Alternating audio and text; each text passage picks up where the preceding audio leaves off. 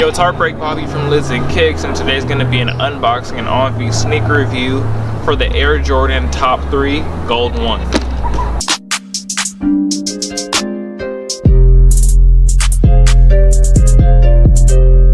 The first ever Jordan 1 Top 3 colorway debuted in 2016 with the, it was like the Chicago one, the Bread one, and then the Royal one all combined together.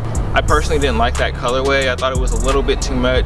If you like sneakers, you would buy it, but otherwise it's not like fashionable, I would say. But this right here, this Top 3 Gold 1, super wearable, and the material is really good. I love the leather. I've never seen a Jordan 1 with like patent leather this good. Yeah, from the first time I opened the box, I was like, whoa, this is banging, this is banging. For the top 3 in like the gold colorway right here, this goes way better. You know, the patent leather is super high quality. It's probably the best Jordan 1 that's not a retro besides the shattered backboard. This colorway debuted last November, and the resale was like $600 like when it first came out, but it's gone down quite a bit. It's down to like $300, something like that. It might be going even lower just because like demand is a little bit lower.